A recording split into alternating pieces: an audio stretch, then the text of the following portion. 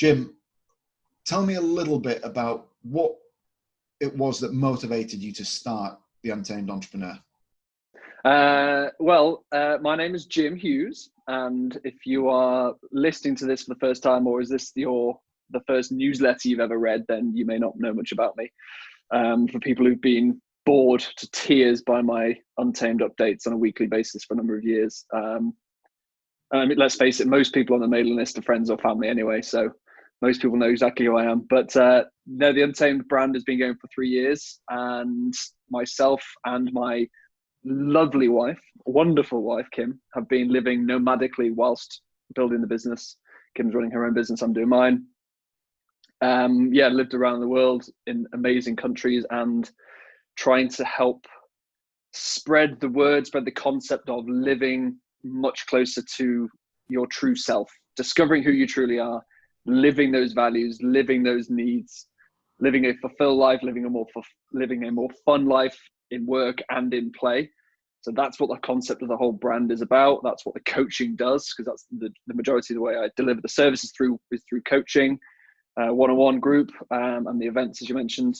And yeah, that's where we're at. That's what the point of it is, and that's.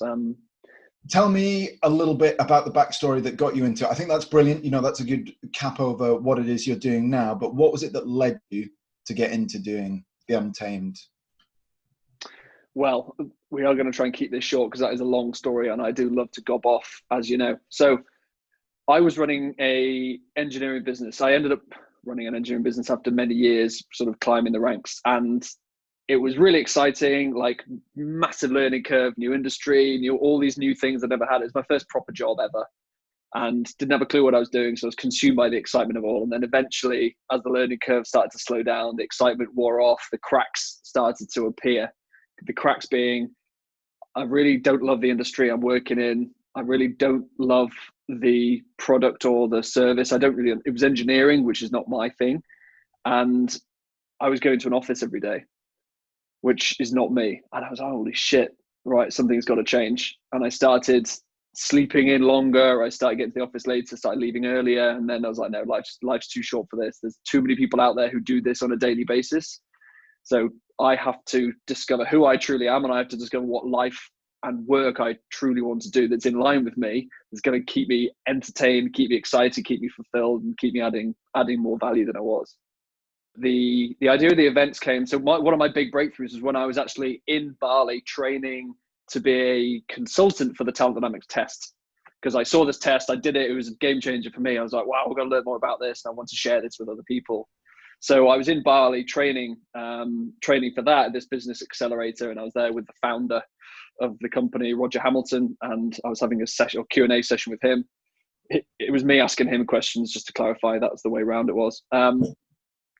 And all of a sudden, like, there was a few points in that weekend where I'd had these ideas, and all of a sudden it was like, right, all of the things that I love to do. When was I most in flow? While I was ski instructing, when I'm at parties, when I'm being a bit of an idiot, when I'm surrounded by people, when I'm having fun, when I'm talking about psychology and business, and I like being sportive. But combine all of those things is like, right, I want to run events for people like me where we have a load of fun. We're not taking ourselves too seriously, but there is a serious element to it, which is personal growth, which is business growth, which is connecting somewhere cool. And the amount of, when I was on my journey, spending all this money to figure out my stuff, I kept going to these boring ass conferences where you were sitting there with a name tag on, and then you had a break for coffee, and then every conversation was really surface level, and it was just so dull. And I'd leave them with like some knowledge, and they were useful, but they wouldn't energize me. So I was like, I can't be the only sort of high energy person in the room who this isn't their perfect environment. These fluorescent lights in a hotel,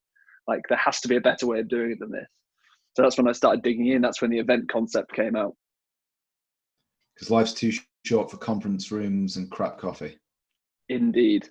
And so, yeah, just to kind of close that loop, the event started first. That was the idea. But right back then, early on in my journey, they were just too big and scary for me. And I realized that I was trying to build them, but I was just flirting with the idea, and I was never really pulling the trigger. So then I was like, well, I've got to shift focus to something I can sink my teeth into now. That's when the coaching started. And then the coaching took hold and became like the main thing. And then once I'd got enough confidence and a bit more clarity and obviously a bit more capital and more of an audience, then I brought the events back into the mix. And to qualify why I think you're being too falsely modest, and I hope you know this, is that not only did I didn't drag you along for the admin of the events. The events wouldn't happen without you. Still to this day, they probably wouldn't have happened without you, because it's not an admin point. It's a facilitator. It's bringing everybody together. It's giving everybody a way better time than I would if I was by myself. And it's like good cop, bad cop. It's like you're everybody's best friend and you do an amazing job at it, but you also, you're doing the cooking, you're doing a great job supporting them from a coaching point of view. You're making everybody feel happy to be there, and you're obviously you're driving and you're singing. I mean, if nothing else, the miming. The miming, actually, yeah, the miming of the day of the following day's itineraries in mime format is now a regular feature that has to stay. Not a great one for audio, but let's not replicate it now. Yeah, you'd need to be at an event to see it. I think just at times like this, Jim, it's probably worth pointing out, the talent dynamic stuff. If people are interested in doing that, we can leave a link to that in the blurb about this. And then how much does that sort of cost if you just go out and do it by yourself? And more importantly, what value do you get from it? And what is it that you can do? Because if someone does a test and you run through it with them, what did you learn in Bali, and why is that more beneficial for someone than just going through the test? Good Quezzy.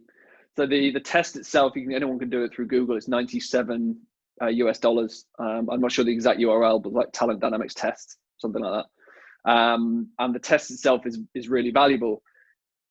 However, I've done loads of these tests. I've done Myers-Briggs, I've done DISC, I've done the 16 personalities, which I think may be the same now as Myers-Briggs, I'm not sure. Anyway, I've done about 12 of them. And they're all been vaguely useful, but I read the report for about 3 lines and then I kind of forget about it. And what I found so impactful about the talent dynamics test when I did it was I got a proper debrief from somebody who knows all about it. And they sit down, and it was like an hour long. It was like, okay, well, what do you pick out from these results? And the fact you have a call following up means you're held accountable to actually looking into the information that you've got given for a start. So that's already one step more than you might have done. But then on that call, you hear it from a different perspective, because sometimes they can sound too black and white, the reports. So you get some more context from hearing it from somebody who's trained in it, from somebody who has seen or read, 300 of these reports from their different clients, and understands, I suppose, understanding where the usefulness of the profile test goes, but also where it can stop and where you actually start need to looking underneath that for more value, i.e., this is not the be all and end all of your personality. There are layers to you. There are understanding your values, understanding your needs, understanding this, that, and the other. And that, for me, that's why it's a crucial sort of entry point into the coaching we do. So that's the difference between just doing the test and actually having the follow-ups. But if you don't have the budget, you're not interested, whatever, just go out and do that test for $97. Lead into it, read what it says, talk to other people who've done it, and it's still really valuable.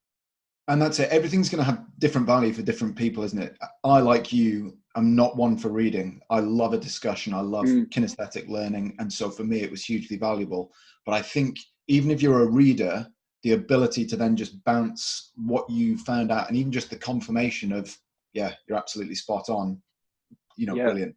Fantastic. And I suppose just to jump in, sorry, one of the key things that's valuable is I know when a report is going to be more valuable to somebody than not, because they have more objection to it. It's like converse, it's like, or inverse, whatever. It's like they go, yeah, I'm looking forward to our first session, Jim, because I've made some notes here as to why this report is absolute bollocks. And then I start rubbing my hands because, okay, this is interesting. And for them, that's the biggest game changer, because it shows me that they have been living so far out of alignment with who they truly are. They don't even know who they truly are yet. And then when we go through the test over 1, 2, 3 calls, they start, shit, that makes so much more sense now. Yeah. So I apologize for being a terrible person for you to do it with, because I'm like, yep, get it. That's yeah, that's good. That's no fun. Next. Right, I'll have to get him to do the events. Okay, cool.